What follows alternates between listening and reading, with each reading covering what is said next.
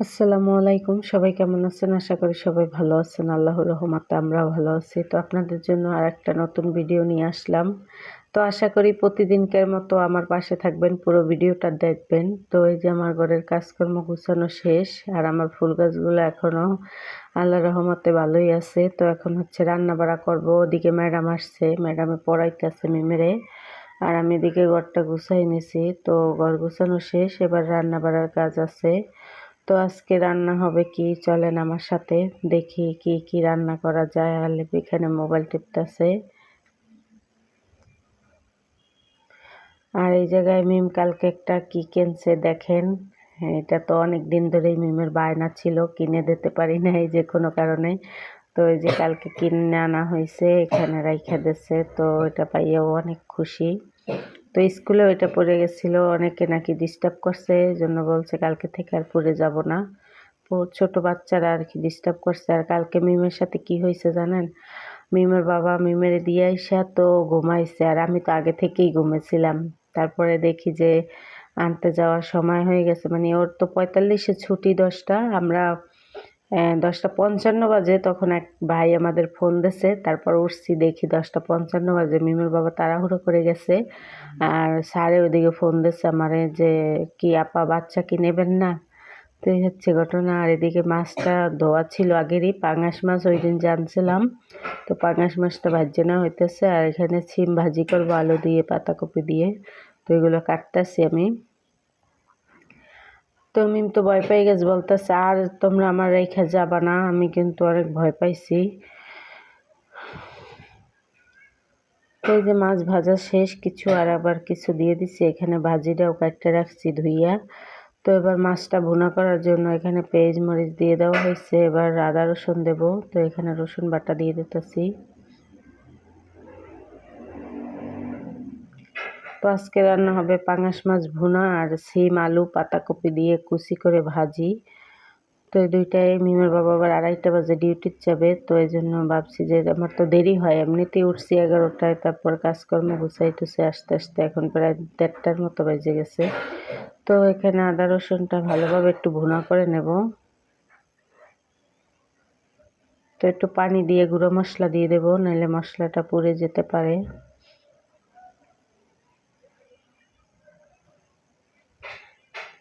তো এখানে গরম মশলা দিয়ে দিছি,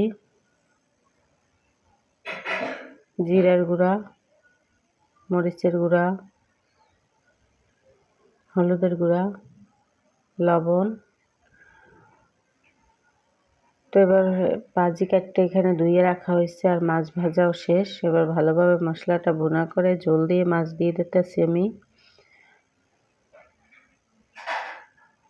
তো মিমের বাবা আবার তাড়াহুড়ো করে গেছে, খাওয়া দাওয়া করে যাইতে পারে না। আমার তো রান্না হয়েছিল না, মাছ ভাজা আর ডাল ছিল, কালকের ভাত ছিল, ওইটা খাইয়ে গেছে। তো এখানে ভাজিটাও হয়ে গেছে আমার। তো এই যে মাছ ভুনা নামাই নিছি। তো বিকেলে আর পিঠা বানাবো। এখানে গুড়টা জাল দিয়ে একটু সেঁকে নিতেছি, গুড়ের ভিতর অনেক বালু থাকে। মিম বলছিল তেলের পিঠা বানাবো, অনেক দিন যাবতই বানাবো বানাবো বলে ভালো লাগতেছিল না। তো ভাবছি আজকে বিকেলে বানাই দিই। তো এখানে চালের গুঁড়া ছিল ফ্রিজে, তো চালের গুঁড়াগুলো দিয়ে দিতেছি। আর এখানে গুড় জাল দেওয়া পানিটাও দিয়ে দিতেছি আমি। তো এগুলো ভালোভাবে গলায় টলায় রেখে আমি গোসল টোসল করে আসি, তারপর খাওয়া দাওয়া করে পিঠাগুলো ভাজার সময় আবার আপনাদেরকে দেখাবো। ততক্ষণ আমার সাথে থাকেন, পুরো ভিডিওটা দেখতে থাকেন।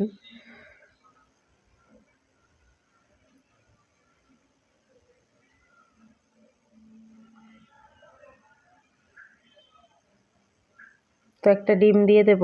আর এখনো অনেক কাজ বাকি আছে ঘরে, তো আমি কাজকর্মগুলো তাড়াহুড়ো করে শেষ করে আবার ওদেরকে খাইতে দিতে হবে।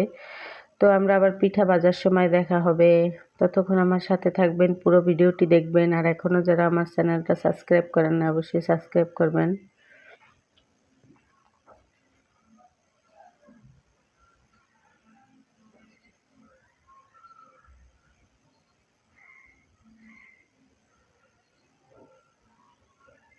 তো এই জায়গায় আর একটু চালের গুঁড়ো দিয়ে দিচ্ছি, যেহেতু বানাবো একটু মানে পাখি গো, তো 2টা 3টা দিতে হবে। তো এই তো দুপুরে রান্না বাড়া করে খাওয়া দাওয়া করে একটু রেস্ট নিলাম। তারপর ভিডিও এডিট করার ছিল অনেকগুলা, তো ভিডিওগুলো এডিট করলাম। তো শুক্রবার তো মেহমান আসছিল, অনেকগুলো ভিডিও হয়েছিল, 3টা ভিডিও জমছিল।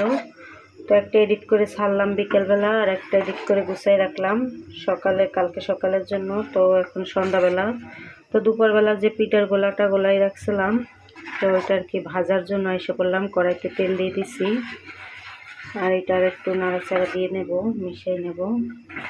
তো দেখেন কত সুন্দর গুড় দিয়ে গোলাইছি, তো এত সুন্দর কালার আসছে মাশাআল্লাহ। দেখেন লোভনীয় একবারে। আমার হাতের এরকম পিঠা যারা যারা খাইতে চান তারা এখনই আমার চ্যানেলটা সাবস্ক্রাইব করে দেবেন। পিঠাটা দিয়ে দিছি, প্রথম পিঠা। আল্লাহ ভরসা, দেখি আল্লাহ কেমন কেমন হয় পিঠাটা। আমি তো খুব টেনশনে আছি, দেখি কিরকম কি হয়। প্রথম পিঠা তো একটু খারাপ হবে, তারপর আল্লাহ দিলে ভালোই হবে।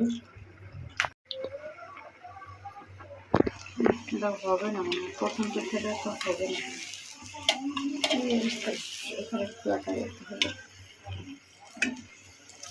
তো এই যে আমার প্রথম পিঠাটা ভাজা শেষ। এবার আমি দ্বিতীয়বার দিয়ে দেবো, এক এক করে এরকম ভাজে নেব। ওদিকে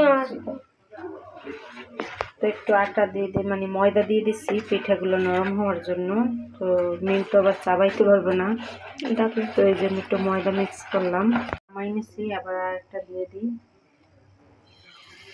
তো শীত যাইতেই তো আছে, ভাবছি যে এক এক করে মিলকে পিঠা বানাই খাওয়াবো। তো আজকে তেলের পিঠা বানাই, আর একদিন হয়তো আবার অন্য পিঠা বানাবো। দেখুন তো ভালো হচ্ছে।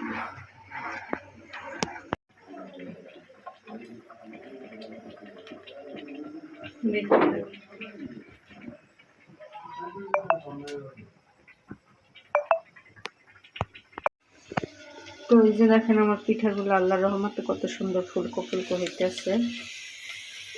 এই যে আমার এতগুলো ভাজা শেষ। তো এবার আমার ছোটো ভাই ডিউটিতে গেছে, ওকে খাওয়াই দিচ্ছি, ও গেছে, ভাজতে দিচ্ছি, খাইয়ে গেছে। তো আবার একটা দিই আপনাদের সামনে।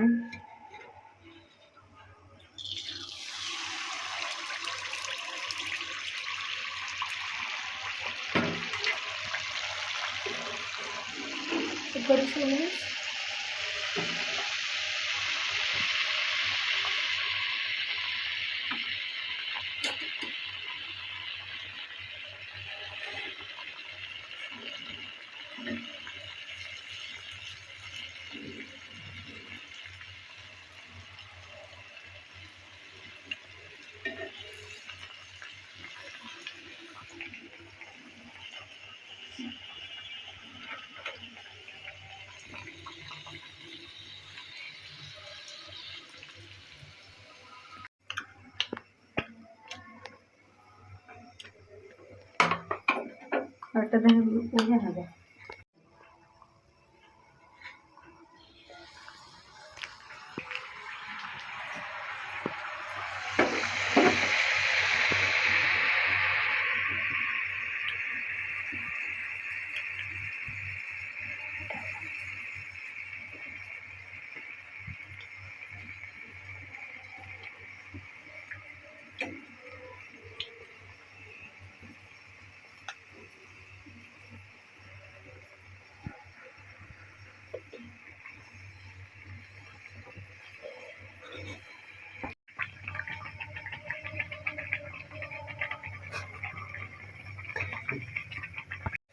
তো এই যে আমার শেষ পিঠাটা বাজার বসাই দিচ্ছি, দিয়ে দিচ্ছি এই জায়গায়।